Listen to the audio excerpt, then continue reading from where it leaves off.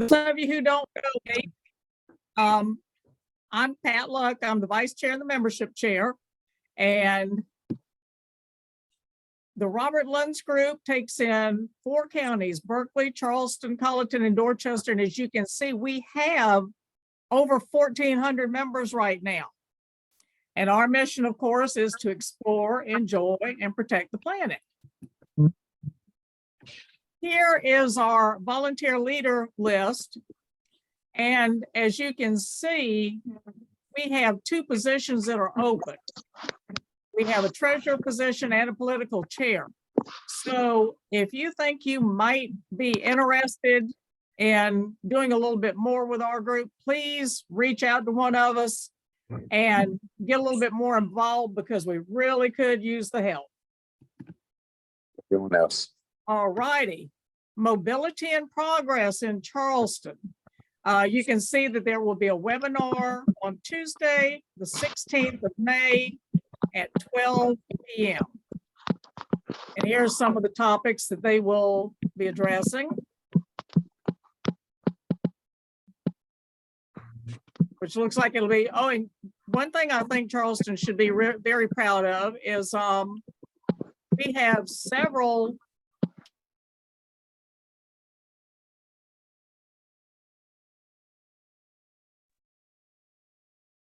So Pat, I muted you. When I muted everybody, can you unmute yourself? Okay, can you hear me now? Yeah, very good. Okay, all righty. Okay, I'm trying to get to my next slide now.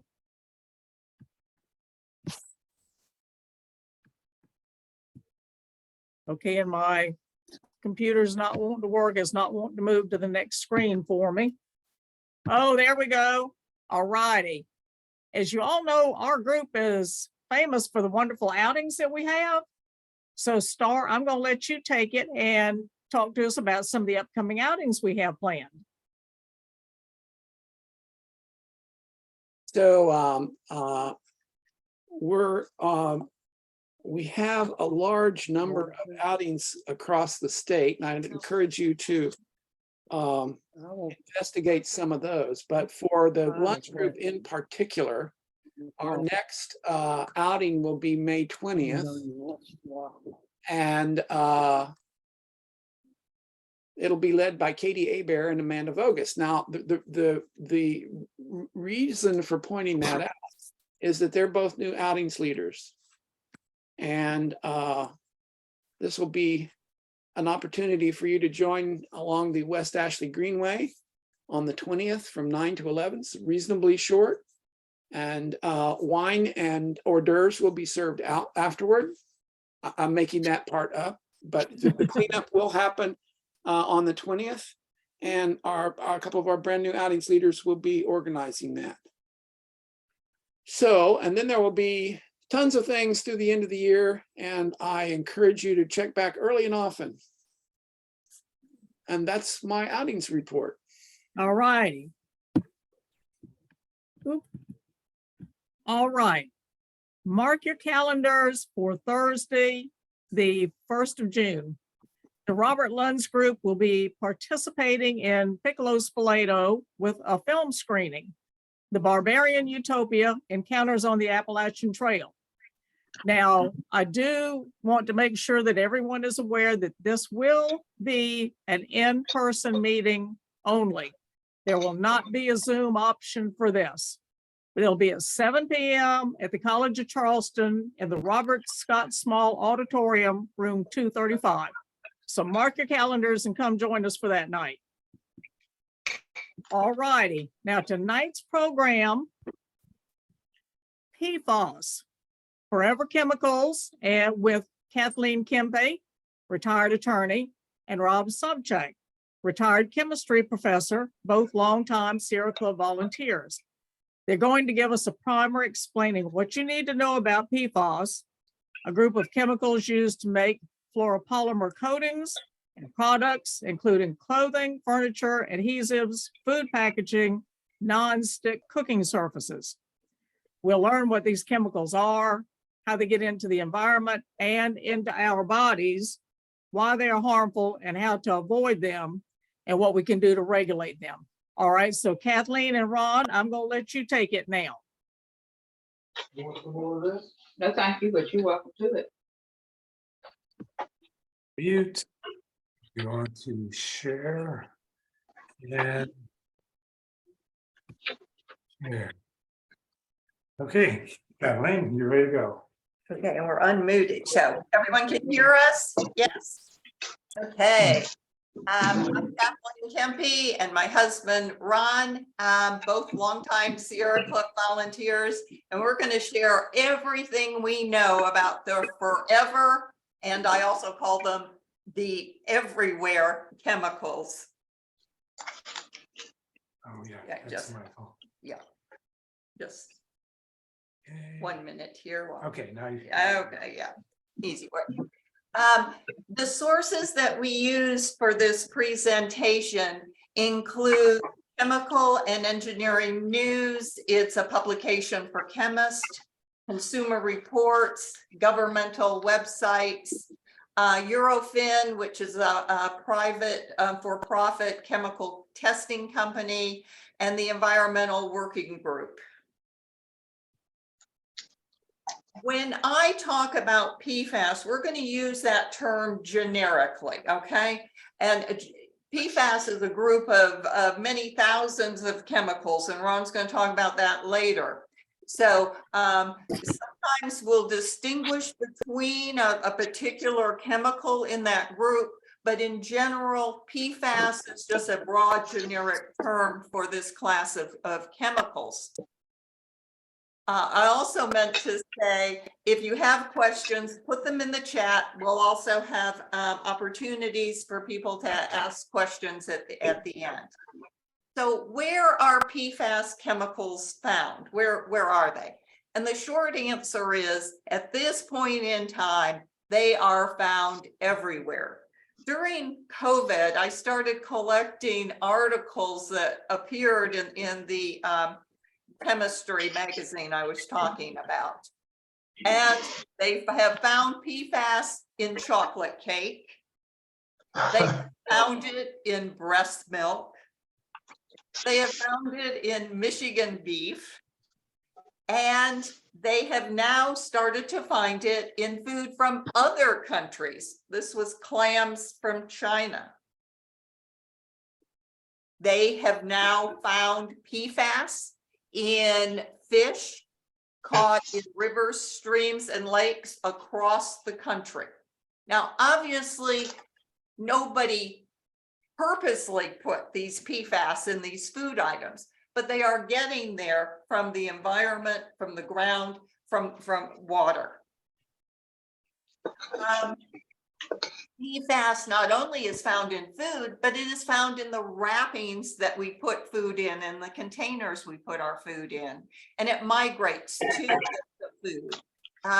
Fast food wrappers are a good source of PFAS that migrates to food, and then the wrappers go in the landfill and get into the water, etc. PFAS not only enters our body through the food we're eating, but it enters in other ways as well. PFAS has been found in cosmetics, and it is found and used in stain-resistant fabrics. And they're finding that the school uniforms that are stain-resistant are now exposing children to PFAS. Firefighting equipment that's supposed to protect our firefighters often is treated with a chemical made from the PFAS and is exposing the firefighters to PFAS.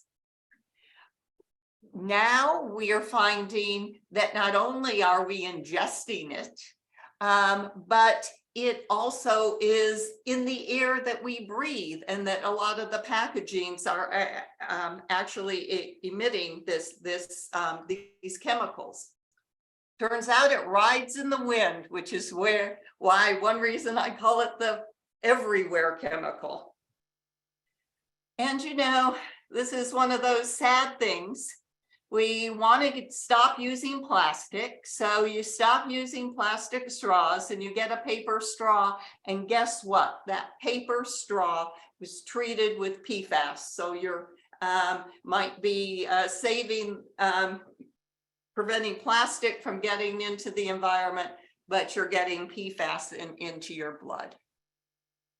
And very timely in the state newspaper, Sammy Fretwell said 2/3 of the rivers, lakes, and streams in South Carolina have forever chemicals at levels exceeding a proposed federal safe drinking limit. And we will talk about that later. But 2/3 of the waterways in South Carolina now exceed the safe drinking water standard.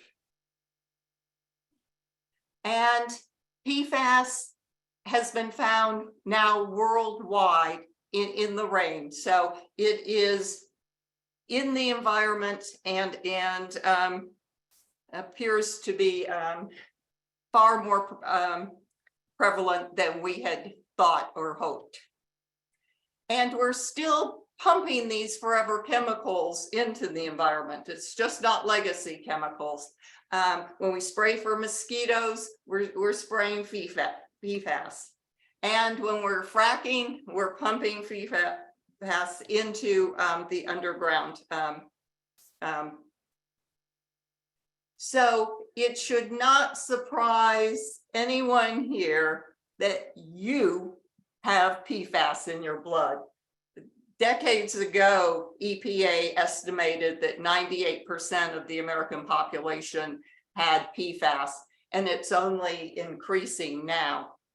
And Ron's going to talk a little bit more about the presence of PFAS in your body. So there's over, what was the number again? 9,000. There's over 9,000 commercial products that are PFAS chemicals.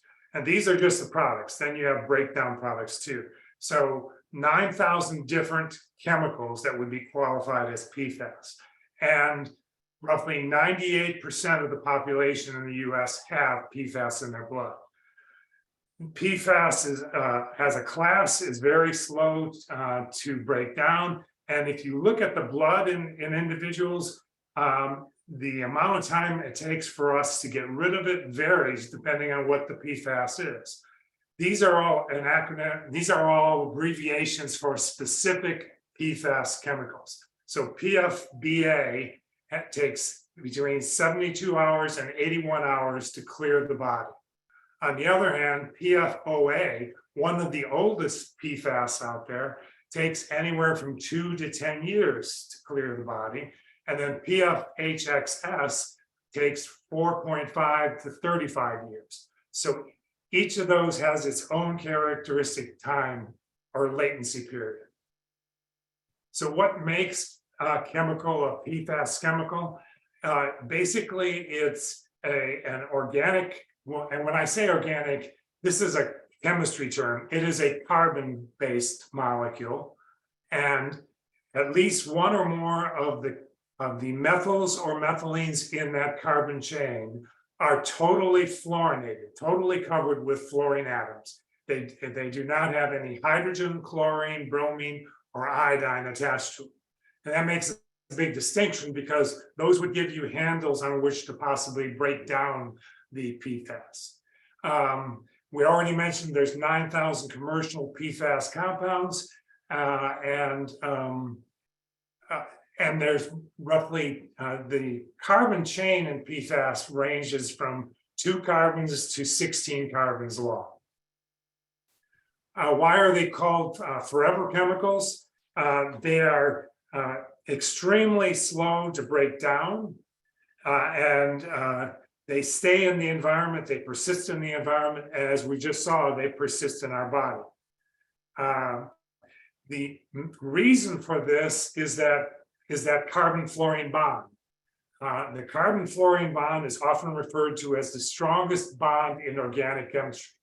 And so what that means is fluorine forms a very, very strong bond to carbon.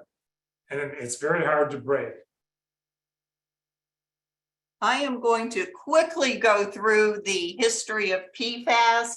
And if you have a pencil or a pen, it might be interesting to write down the year and what we knew at the time, okay?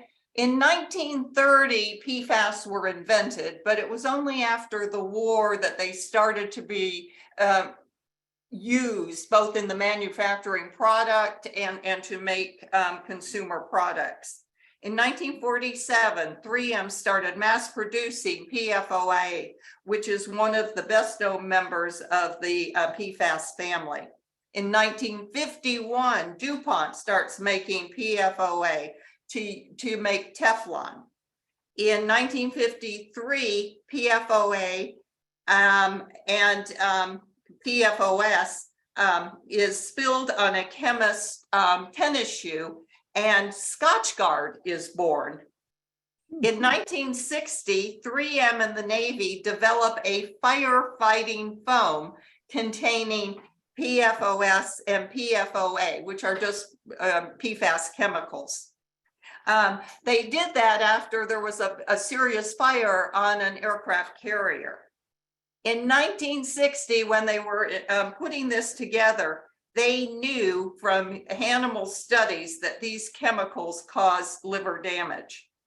In 1970, military sites, civilian airports, firefighting training centers started using this firefighting foam worldwide. Research by 3M finds that PFOA and PFOS are toxic. And these two PFAS chemicals have been around now for a long time, and not much of an exaggeration to say that every chemical that was created then is still somewhere in the environment or in your body. In the 1980s, the Navy finds that this firefighting foam adversely affected the environment and was killing aquatic life. Research at 3M found that its employees were now had PFOA and PFOS in their blood. And DuPont research found that PFOA passes from a mother to her unborn child. In 1999, the EPA and 3M found that PFOS contamination affected most of the blood banks around the US. A farmer sues DuPont after his cattle die, and it's revealed at trial that DuPont had been pouring tons of PFAS into a local landfill, poisoning the water supply. In 2000, 3M announces it will voluntarily halt production of PFOA and PFOS, really a compromise with EPA, so EPA wouldn't come out heavy with restrictions and regulations. These two PFAS are technically known as long chain. Ron talked about how PFAS can have up to 16 carbon chain. And so they said, well, we'll stop producing these really long chains and we'll stop putting them in products by 2002. But they invented several short chain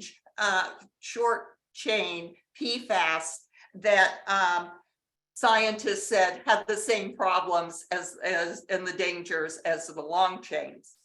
In 2005, EPA concludes that PFOA is a likely human carcinogen.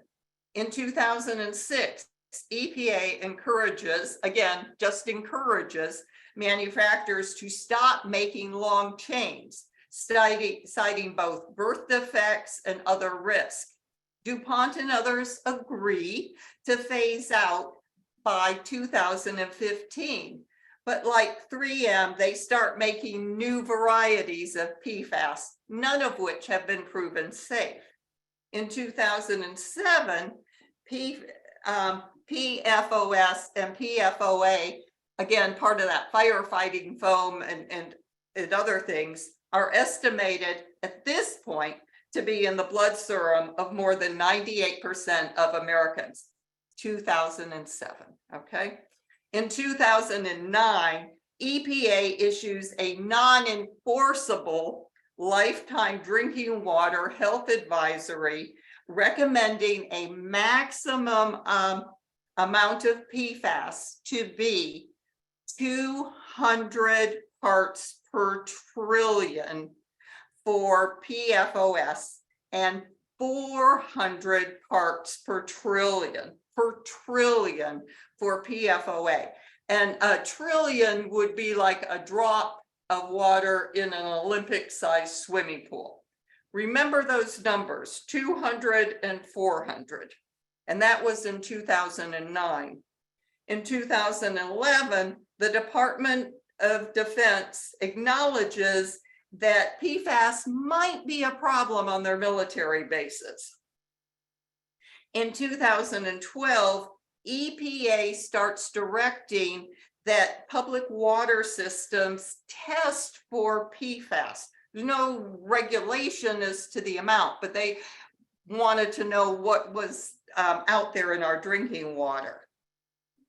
In 2011, a landmark medical study finds a link between PFOA and 6 diseases: cancers, high cholesterol, thyroid disease, amongst other things. In 2016, EPA issues a stricter lifetime health advisory level for PFOA and PFOS, 70 parts per million. So they're dropping from 200 and 400 to 70 parts per trillion. In March of 2018, the Pentagon said, you know, we were right a decade ago. It is actually contaminated over 100 military sites and surrounding areas. And at least 560 drinking water supplies have PFAS levels that exceeded the EPA health advisory, which at that time was 70 parts per trillion. And then in, just to give you an idea of the magnitude of this problem, in 2018, a farmer finds out that the Air Force has been causing pollution from PFOA and PFOS, and it has contaminated his well water, and it has a concentration of 12,000 parts per trillion.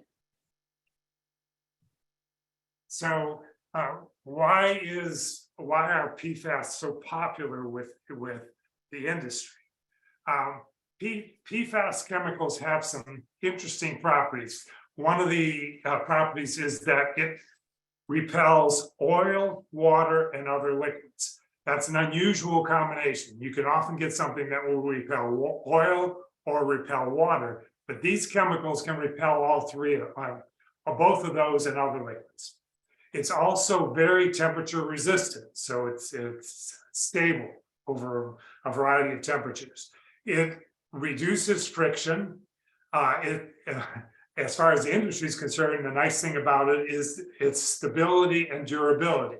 And now we're seeing that's actually a disadvantage. It is in all sorts of different products. This is just some of the lists: shampoos, cosmetics, cookware, dental floss, waterproof clothing, fast food wrappers, paint, firefighting foams, cleaners, and pesticides. Now, why should you care? I mean, we all know we have enough plastic in us to make up credit card, as they say, but these chemicals have been linked to a long list now of health problems, including cancer, liver disease, developmental issues in children, high cholesterol. And we found out during COVID that people who had high levels of PFAS, the vaccines were not working as effective for them. And when I race through that chronology of PFAS, internal studies showed a lot of health issues, but we're now finding independent studies to verify that. And there was a very recent one that it made a clear link to liver disease.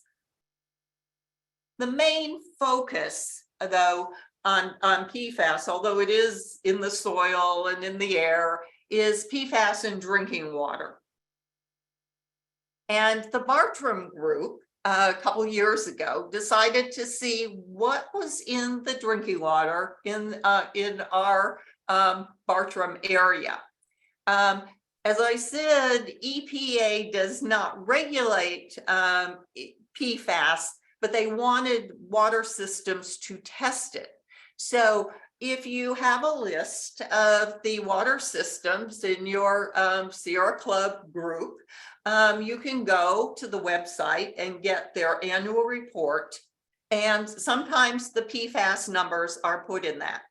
Because it's not a requirement, it is sometimes in another document, and it might take a little searching on the webpage or to make a phone call. We were able to get most information, like I said, through the webpage or phone call, but Spartanburg Water said, no, you're going to have to request that information in writing. The Sierra Club often uses what is called freedom of information request. If the government has information, you are entitled to it, except if it's, classified or military secrets, but you have to sometimes request it, and you might have to pay for the cost of them to compile that information. If anyone out there wants to check the PFAS levels of their water system, give us a call. We'll tell you how we did it, and maybe can help you read your report. And I'll be glad to provide a copy of our FOI letter if that is necessary.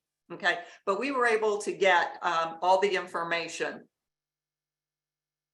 All right, so what can we do about PFAS? Well, really, the first thing we need to do is just remind ourselves it's everywhere. So if we start with this diagram here, this is just an overview. If you start at the very top there, you'll see that PFAS is used to treat fabric, tennis shoes, rugs.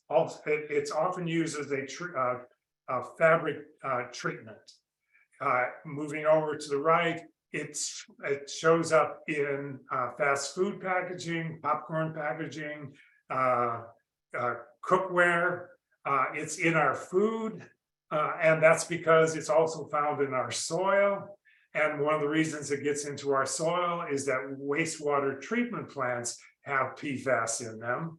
And it gets into our drinking water for the same reason. And then it leaches out of the landfills. And then finally, PFAS is commonly used as a precursor to make other things in manufacturing. And so there's a variety of different ways you get it. Okay, regulations of PFAS. So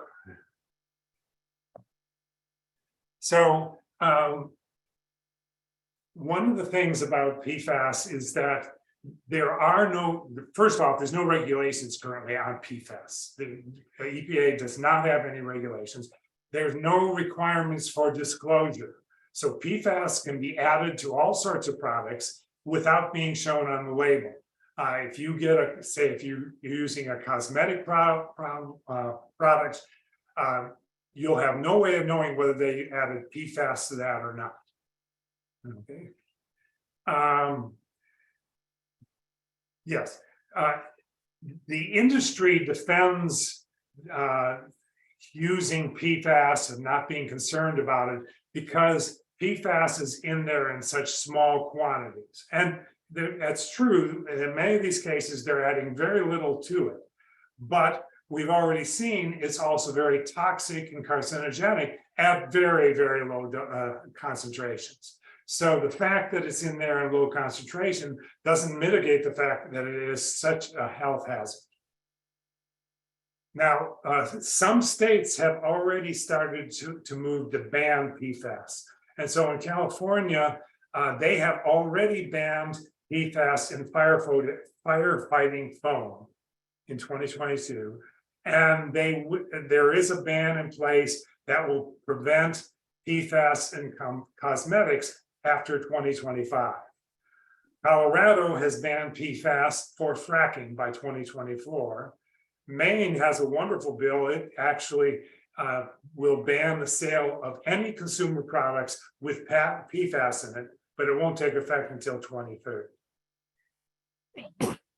The EU already has limits of PFAS in food, something that the United States does not have at all. So let's look at what EPA is doing. We said earlier that at one time their recommendation was a limit of 200 to 400 parts per trillion. They then lowered that to 70 parts per trillion. And that was true just about a year ago. And then within the last year, the EPA has actually promulgated regulations to control PFAS.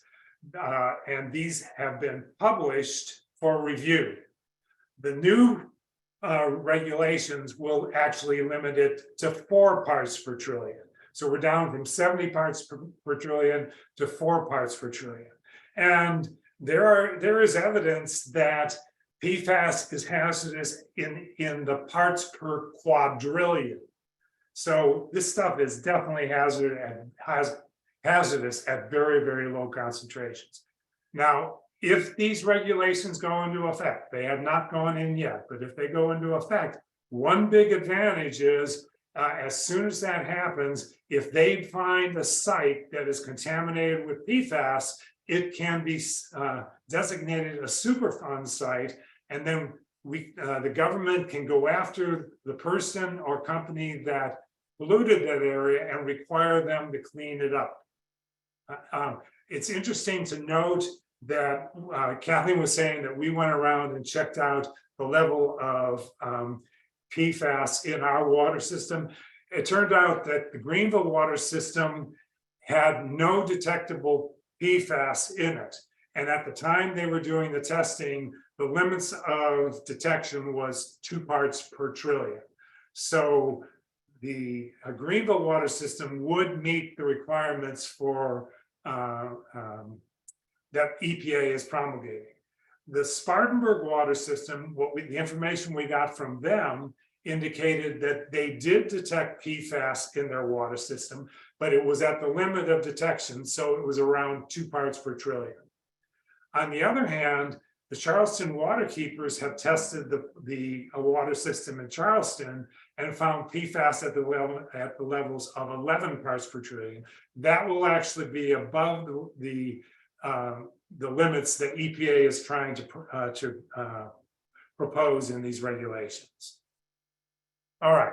The other thing about these regulations, once the regulations are in place, if the water system is contaminated, that will require that the water system somehow purify the water so it gets below that 4 parts per trillion level. And so probably by filtration or some sort of absorption technique, but they're going to have to get it down below 4 parts per trillion. Go ahead.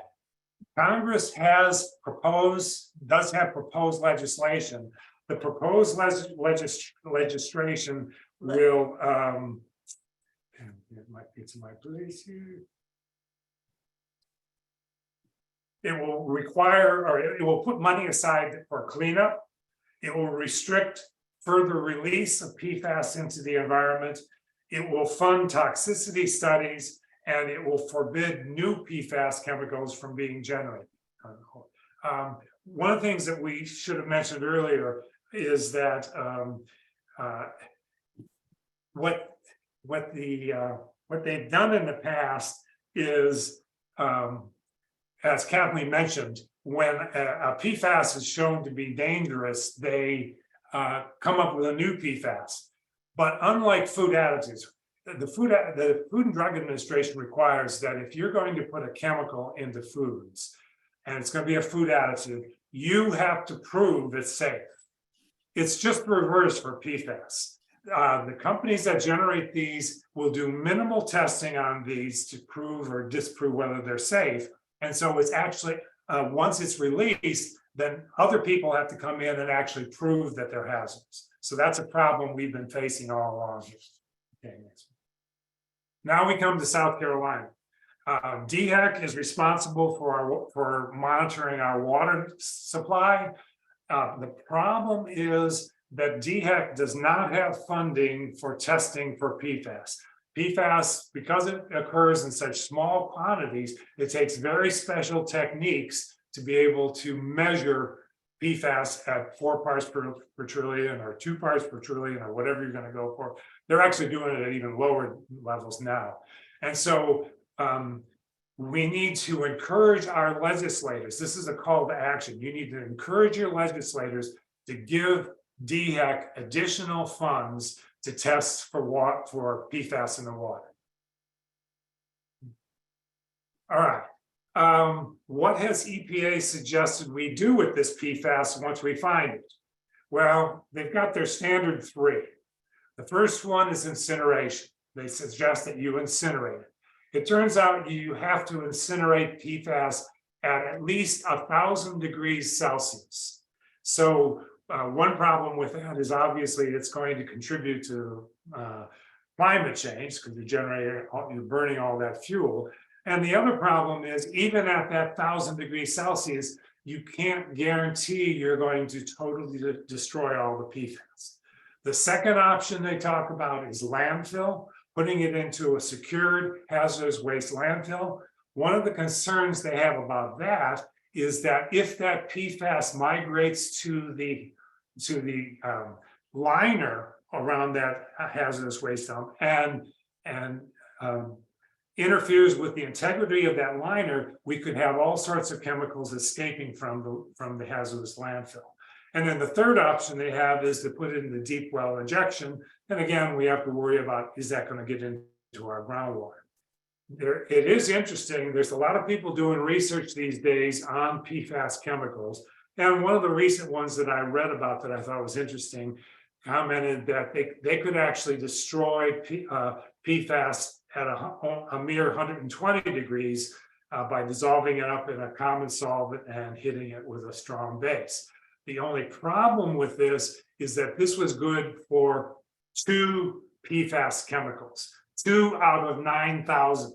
This is going to be the case for a lot of these PFAS chemicals. We're going to have to come up with specialized techniques for each of these different hazardous chemicals.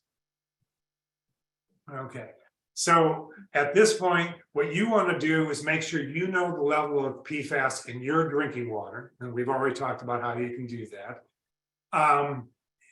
If your water level is high, you probably want to think about putting in a filtration system on your water system to remove PFAS from it, and you want to make sure that the water system is also doing filtering.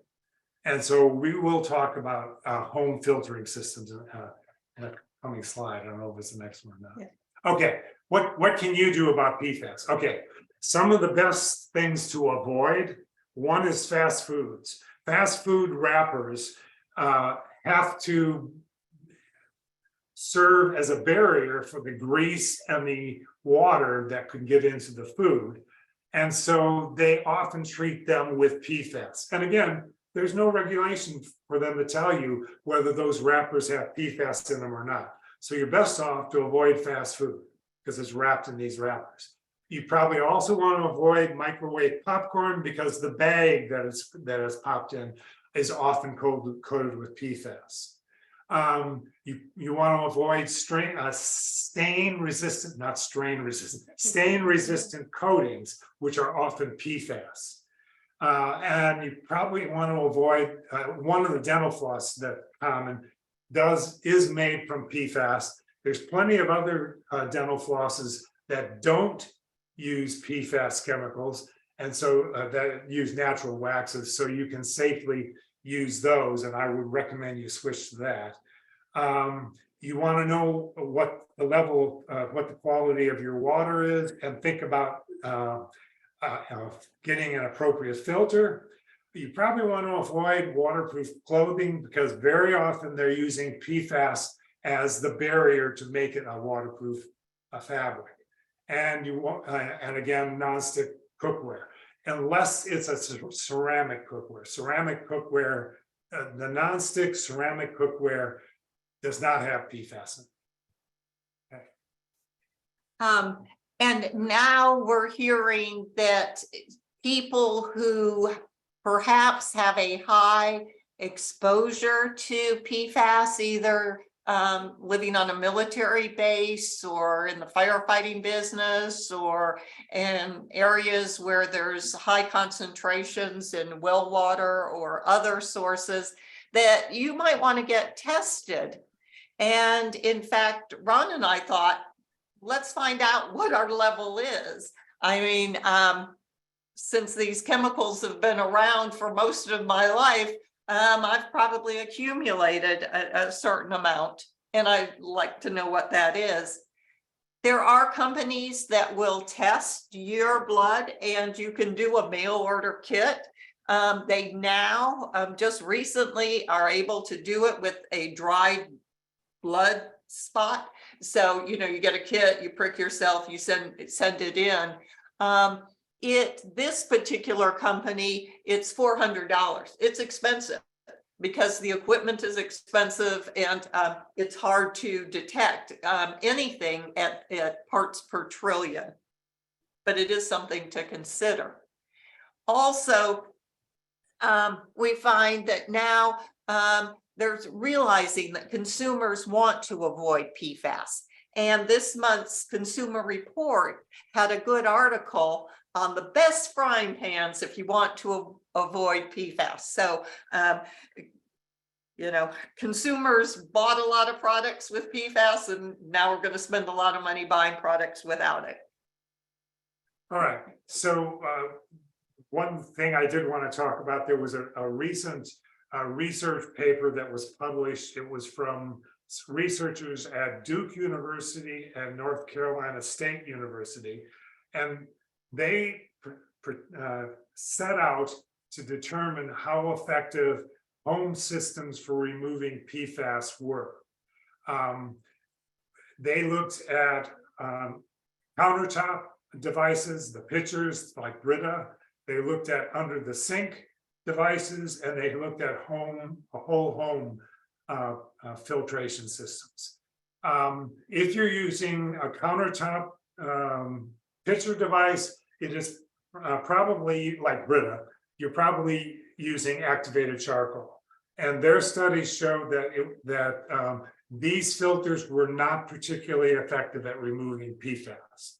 If you're using an under the sink dual stage or a reverse osmosis filter, these are the two types that are done under the sink, they turned out to be effective. They were removing something like 99.8% of all the PFAS in the sample.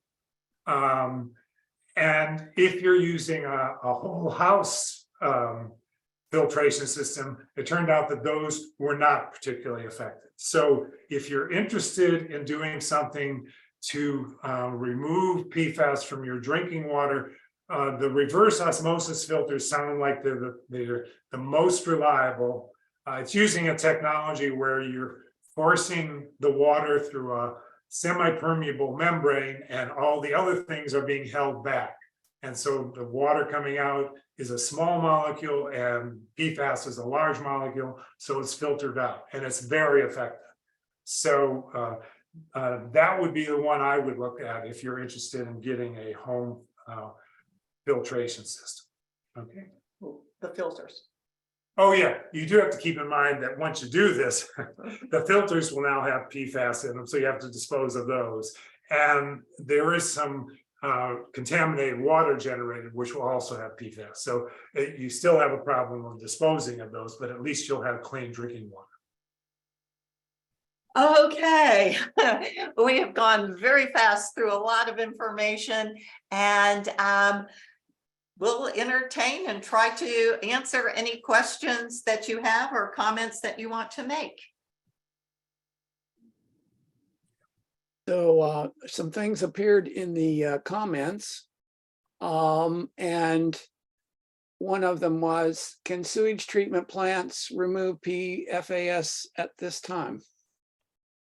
I don't know if any of them are doing it right now. They are, I think there is, well, I mean, reverse osmosis can be used in a large scale. For instance, reverse osmosis is used out in Los Angeles to clean up drinking water from, they actually recycle their sewage. And they can filter that through reverse osmosis. So if you can do it in large scale for drinking water for that, yes, you could do it for removing PFAS. Reverse osmosis is scalable. You can do that on large scale. Someone has a question. He says, I have a can of Scotch Guard at home. What should I do with it? Don't use it, that's for sure.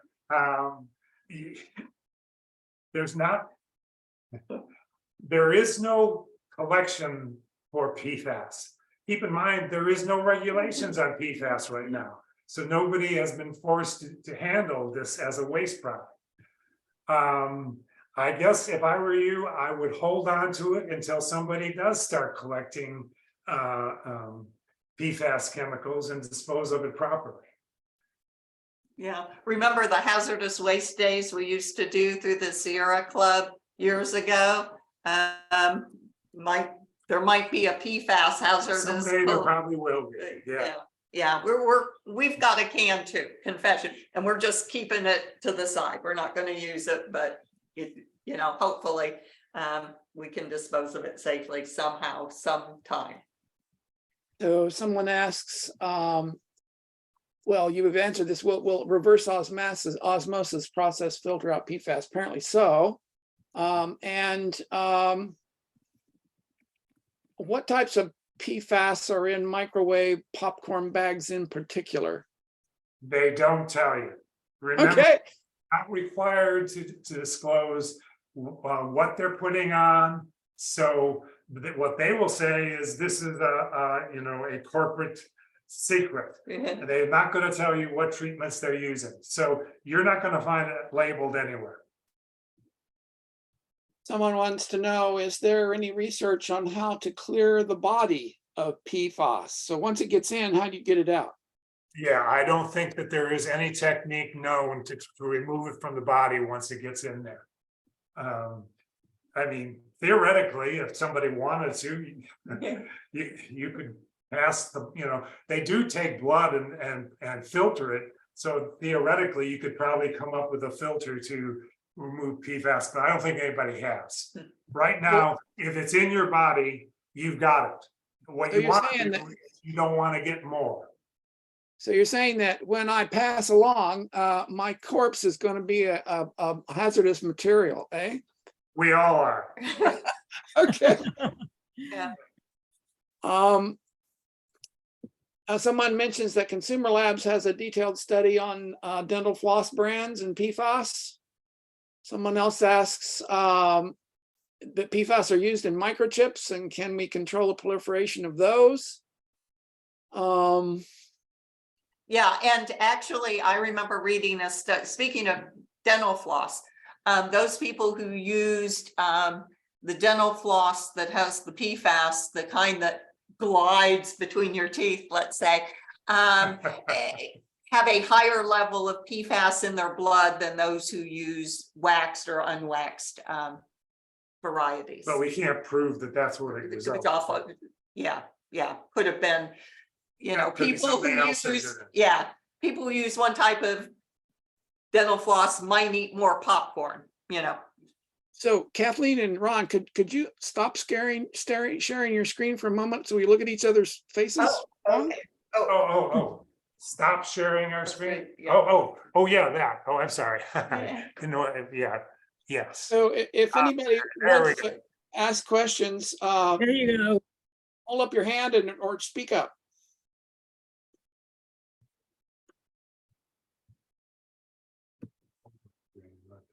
You stunned them.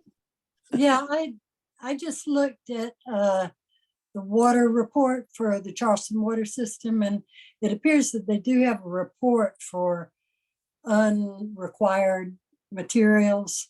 And there's a page that has a lot of perfluoro stuff on it.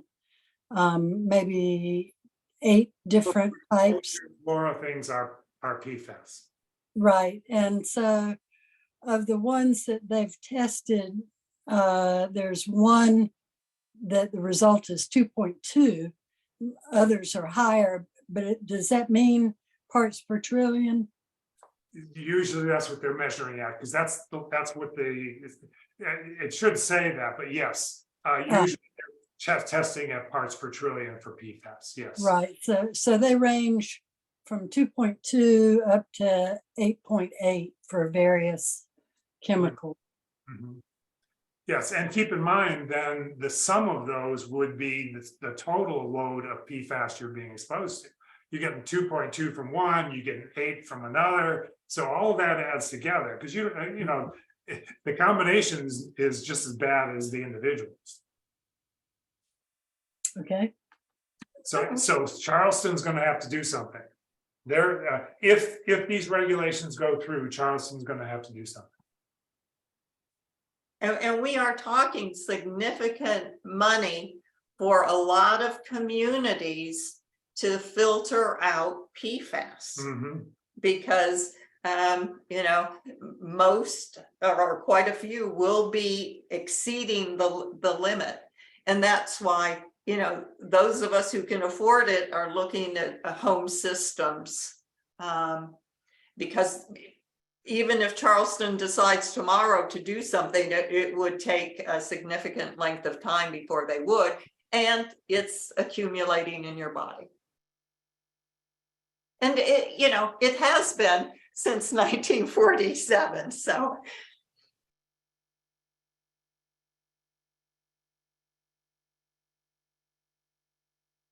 Oh, I think we put them to sleep. We can all go home. Sleep peacefully tonight. Yes. Well, I I have a think question. if we don't have any more questions, then I think we'll call that a wrap on tonight's program. And this has been, I think James had a question. okay, go ahead. Yeah. I'm just wondering if there's a lot of efforts made on a state level and even some on a local level to try to do something about PFAS. Is there anything effectively that can be done at that level, or is it really a question of setting national policy because it's used in so many things? So there really hasn't been any. I mean, we keep looking for. DHEC has not gotten any real support to pursue this. DHEC has done what EPA required, which was have the different water systems. All the water systems in South Carolina have been tested for PFAS, okay?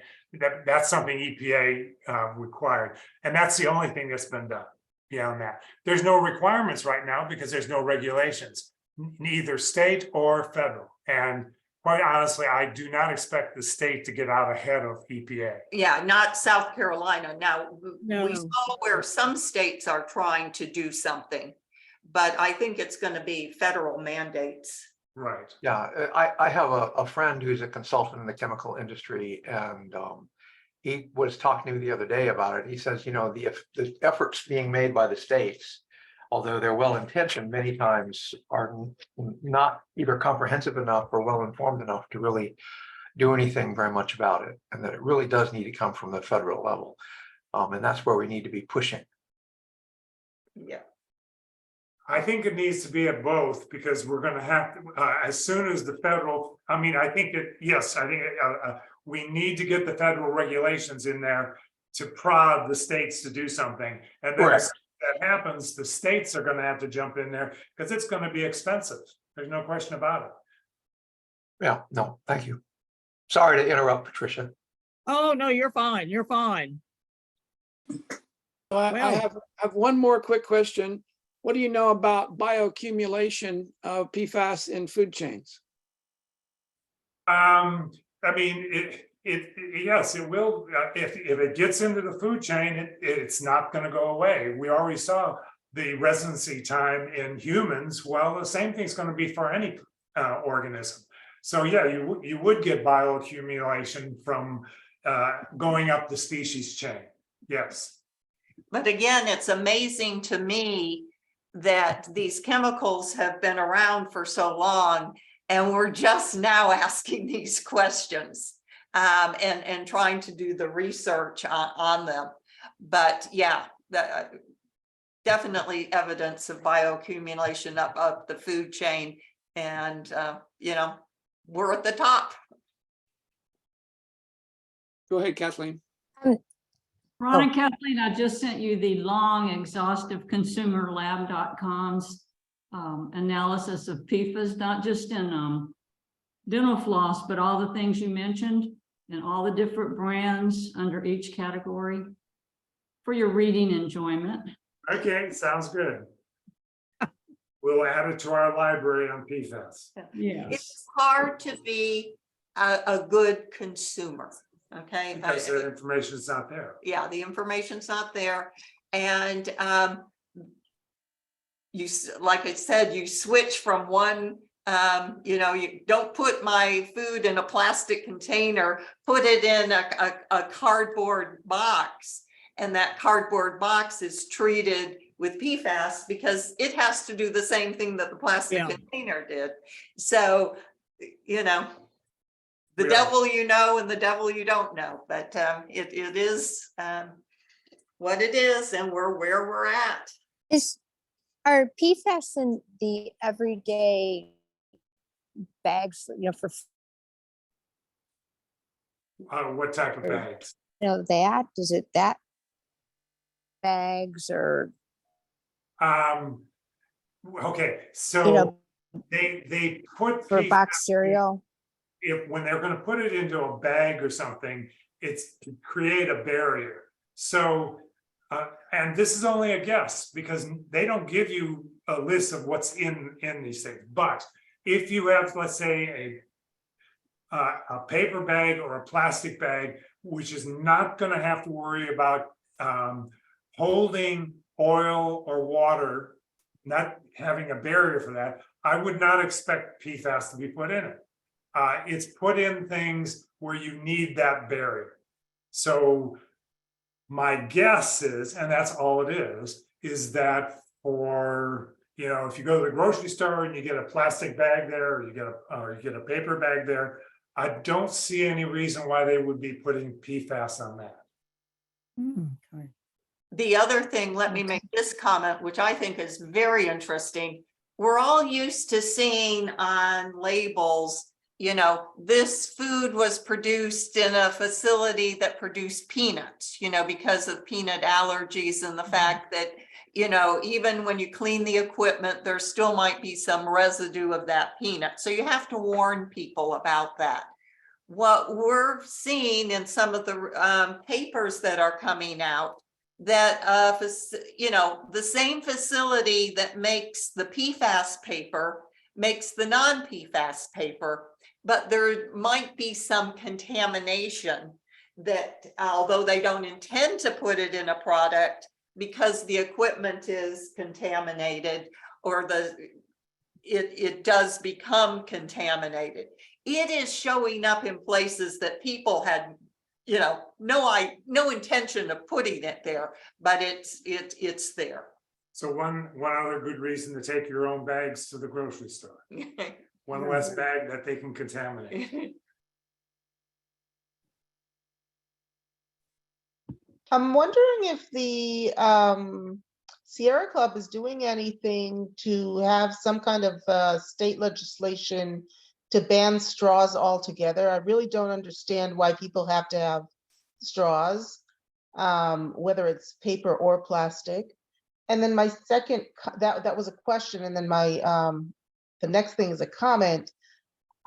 I would not expect anything from the EPA because the FDA and the EPA are both funded by whomever is submitting something to be reviewed, and they don't ask their own questions. They basically, whatever the company wants that is paying for the review is wanting to submit, that's what's being looked at. They don't have to show all the research. They don't have to show, they can throw things away and not, so counting on the federal government, I'm not sure that it's something that we can. Yeah, and industry is like I said, there's lots of reasons why they want to keep PFAS in products. So they're not going to go willingly. And it's hard to find a safe substitute for products that people want. But to get to your straw question, the chapter, South Carolina chapter has been trying to move for getting rid of single-use plastic, which would include straws. But that's what's happening with that is they're having more luck with doing that in local communities than they are at the state level, even though they're trying to promote it at both. But the chapter's working on that, yes. So does that include plastic bottles for like single-use water and all that? Right, they are working on that, but what happens is it's actually most effective along the coast because some of the coastal communities, that single-use plastic is getting into the ocean and it's messing up. So several of the coastal communities have enacted some sort of legislation to limit single-use plastic. And then we have to watch that the state doesn't override them to prevent them from doing that. But this is an ongoing fight that the Sierra Club and other environmental organizations have been working on for years now. May I footnote that comment, please? Yes. When I worked for the government of Bermuda back in 1990, we had a situation where we had a fin whale wash up on the South Shore beach, and we got him pushed off and he came back and washed up again. And that time, it was about the time all the kids were getting out of school and they were driving by and seeing this large whale. And so they all got out of their school buses and came down to help us push it back out into the ocean. And this went on a couple of times. And then finally the whale didn't make it and passed, and the kids were really upset. Anyway, we did an autopsy and found in the whale's gullet a Eat Bermuda Bananas logo on a plastic sack. Yeah. And it closed the feedback loop, really did. The kids became the salesmen. We had a national ban on straws, on single-use plastics, on papers, plastic bags, everything, just within a few months, just getting the kids involved with it. And that was in 1990. So it's just a question, I think, of making people, enabling people to see the results. Yeah. Right, right. Mm-hmm. One of the advantages of living on an island, right? Yeah. Yes. Anyway, thank you. Well, thank you for sharing that story. Yes, that's a nice story. Nice to have something upbeat. Yeah. Thank you for writing an upbeat ending to our presentation. To our very depressing. A happy ending for all of this, huh? Yes, Jeez. exactly. Well, I think if we have covered all of our questions, I think we'll go ahead and close the meeting. This has been fascinating. It's been scary as all get out. And it's been a little frustrating because I think we'll all walk away from this thinking, well, cheesies, what do we do to avoid this stuff? But this is great. It's been a lot of information, a lot of good questions here. And I want to thank you both so much for doing this presentation. And I want to thank everybody that came and attended tonight, because I think they'll walk away with a lot of info.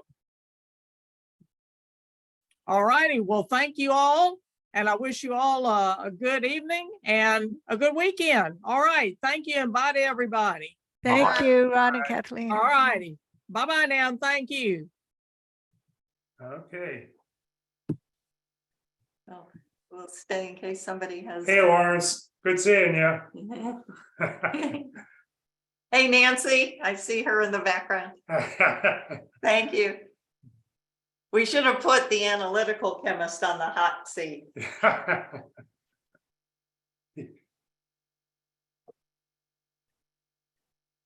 All right. Well, I'm going to shut us down. So thanks for coming, folks. We'll see you later. Okay, bye-bye. Bye.